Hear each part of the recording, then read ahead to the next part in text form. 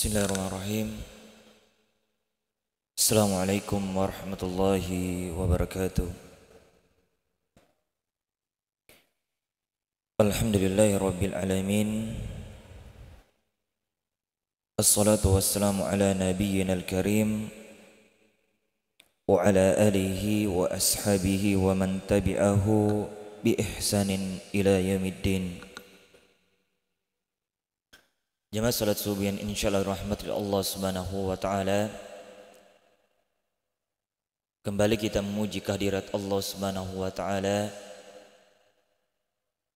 atas segala kenikmatan-kenikmatan yang Allah Subhanahu wa taala berikan kepada kita semua.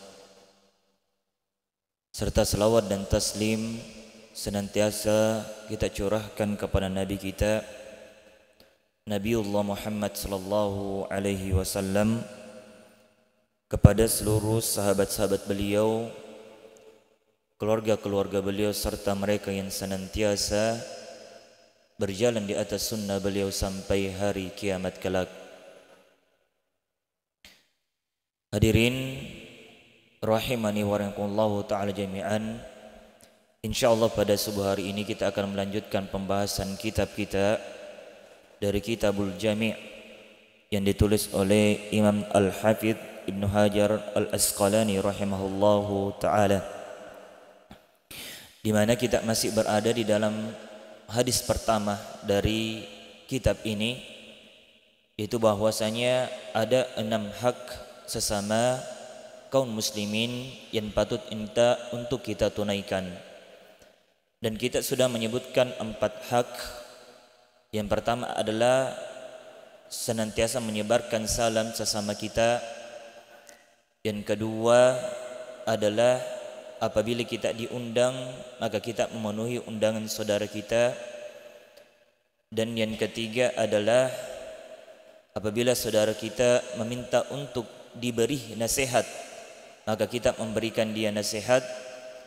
Dan yang keempat adalah apabila saudara kita bersin dan dia mengucapkan alhamdulillah, memuji Allah Subhanahu wa taala, maka kita yang mendengarkannya mendoakannya, yarhamukallah, semoga Allah merahmatimu.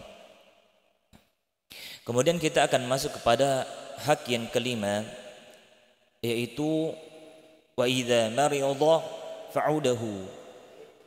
Apabila saudaramu sakit maka jenguklah, kunjungilah.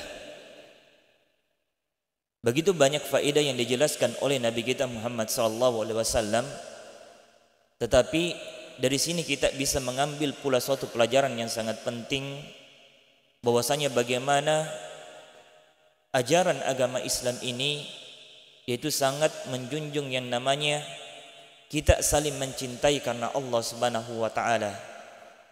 Coba saja kita bayangkan kalau mungkin ada saudara kita yang sakit, kemudian kita datang mengunjunginya, maka insya Allah saudara kita yang sakit tentu akan merasa bahagia dengan kunjungan kita. Maka inilah merupakan ajaran dari agama Islam ini yang sangat mementingkan yang namanya saling mencintai karena Allah Subhanahu wa taala. Kemudian berkenaan dengan mengunjungi orang sakit ini, para ulama kita mereka memberikan beberapa pendapat bahwasanya tentang bagaimana hukum berkenaan dengan mengunjungi orang sakit. Ada 3 hukum yang terkait dengan mengunjungi orang sakit ini, yaitu bahwasanya salah satunya adalah mengunjungi orang sakit itu merupakan suatu hal yang disunnahkan. Tetapi bukan hanya sekadar disunnahkan, tetapi adalah sunnah muakkad, artinya sunnah yang sangat ditekankan untuk kita lakukan. Tetapi ada pula di antara ulama kita juga mewajibkannya. Tetapi insyaallah di antara pendapat-pendapat yang dikemukakan oleh para ulama kita bahwasanya hukum dari mengunjungi orang sakit yaitu merupakan fardu kifayah. Artinya apabila ada salah seorang dari kita sudah melakukan maka sudah gugurlah kewajiban tersebut. Dan tentu kenapa ulama kita Ya sampai mengatakan mereka sampai berselisih pendapat. Ya sampai ada yang mengatakan mengunjungi orang sakit ini bisa bersifat wajib. Ada juga yang mengatakan bahwasanya dia merupakan suatu sunnah yang sangat ditekankan untuk kita lakukan. Ternyata memang banyak keutamaan-keutamaan.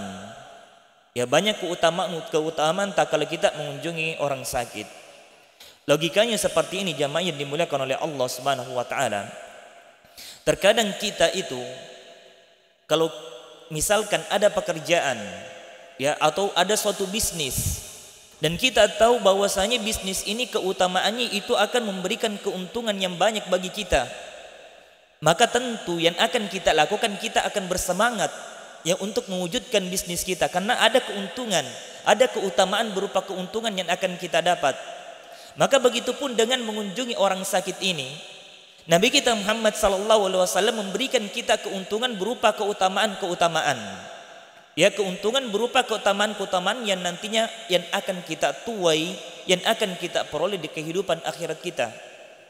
Saya akan membacakan beberapa keutamaan ya mengunjungi orang sakit. Ya, beberapa keutamaan mengunjungi orang sakit.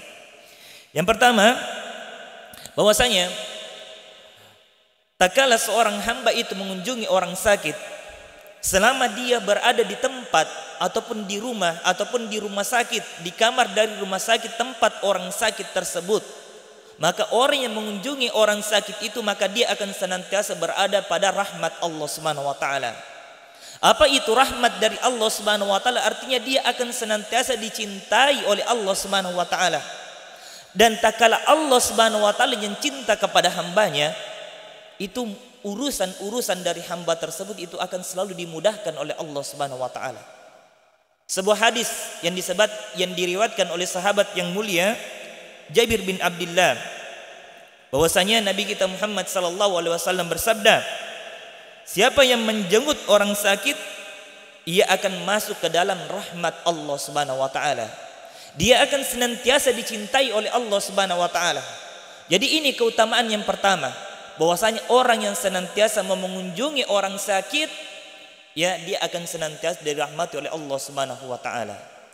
Kemudian keutamaan yang kedua,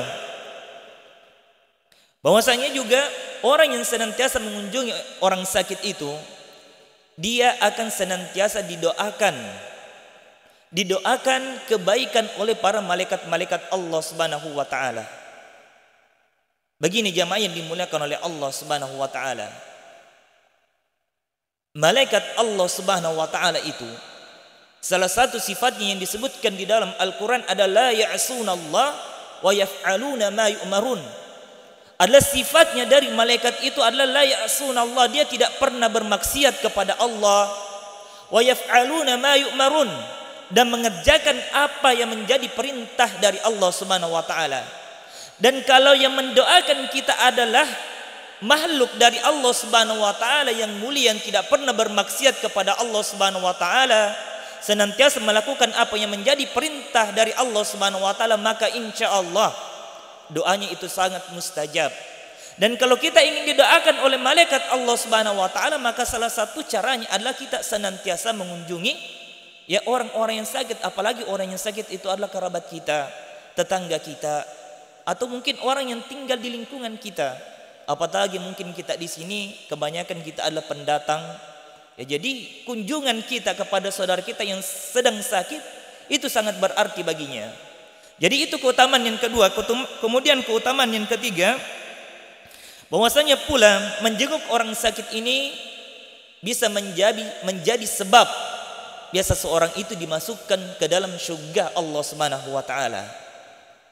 Ada satu hadis yang kami selalu jadikan patokan ya tak kala kami ingin berbuat baik kepada seseorang, bahwasanya Nabi kita Muhammad sallallahu alaihi wasallam pernah bersabda, bahwasanya saya keluar rumah, meninggalkan rumah untuk memenuhi hajat-hajat ataupun kebutuhan dari saudara saya, artinya saudara seiman. Ya, ini perkataan Rasulullah.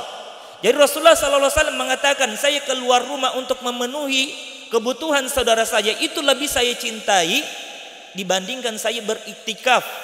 Ya, iktikaf itu dia berdiam diri di dalam masjid dengan melakukan ketaatan. Ya, apakah itu ketatannya sholat malam, baca Al-Quran, puasa.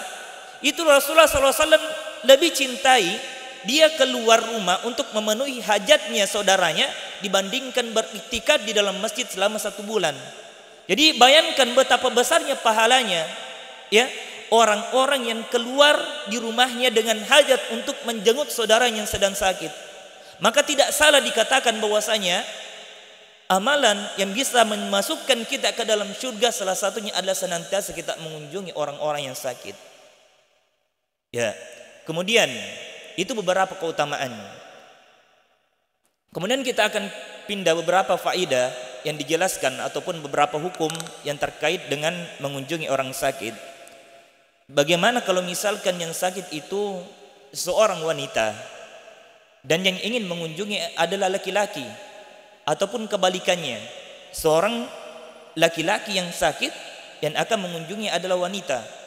Para ulama kita membolehkan, ya, untuk hal yang seperti ini. Ya, sebagaimana juga perbuatan dari Rasulullah. Pernah suatu ketika seorang sahabiah sakit, maka Rasulullah SAW mengunjungi sahabiah ini. Begitupun Aisyah radhiyallahu taala anha, ummul mukminin, ya, bahwasanya dia pernah mengunjungi Bilal, ya, ketika Bilal sakit. Maka semua perbuatan ini menjadikan dasar hukum bagi kita bahwasanya bolehnya kita mengunjungi bolehnya seorang laki-laki mengunjungi seorang wanita yang sakit, begitupun bolehnya seorang wanita mengunjungi, ya, seorang laki-laki yang sakit.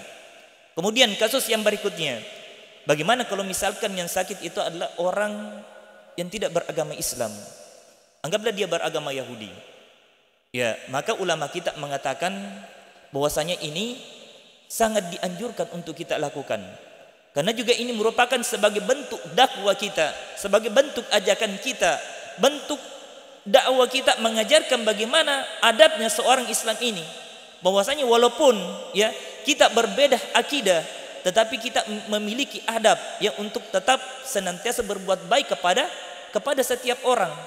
Jadi jangan sampai, ya, mentang-mentang bahwasanya kita katakan dia bukan saudara muslim, kita tidak saudara akidah, dia tetangga kita, dia sakit, ya, kemudian kita tidak mengunjunginya. Islam tidak pernah mengajarkan kita seperti itu. Walaupun kita berbeda dalam akidah, Nabi kita Muhammad SAW tetap mengajarkan kita untuk selalu senantiasa berbuat baik kepada sesama makhluk Allah Subhanahu wa taala. Jadi ini, ya, beberapa kasus yang mungkin bisa lebih memberikan lagi kita pelajaran, ya, bisa lebih memberikan kita lagi pemahaman tentang bagaimana kita saling berbuat baik. Jadi insyaallah di dalam hadis kita ini tinggal tersisa satu lagi hak, yaitu ittiba'ul janaiz, yaitu mengiringi jenazah. Ya, jadi mudah-mudahan insyaallah kita akan lanjutkan pada subuh esok hari.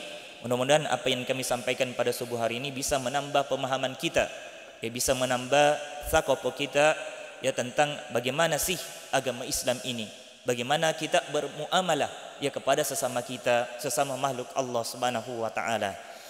Mungkin ini dari kami. Apabila ada ucapan kami yang salah, itu disebabkan karena keterbatasan ilmu dan juga selaku hamba Allah Subhanahu wa taala, sebagai hamba biasa yang tidak lepas dari yang namanya kesalahan. Dan apabila ada ucapan kami yang benar, sungguh itu hanya datangnya dari Allah Subhanahu wa taala. Kami tutup majelis kita pada subuh hari ini dengan membaca doa kafaratul majelis. Subhanakallah bihamdik, asyhadu an la ilaha illa anta, astaghfiruka wa atubu ilaik. Assalamualaikum warahmatullahi wabarakatuh.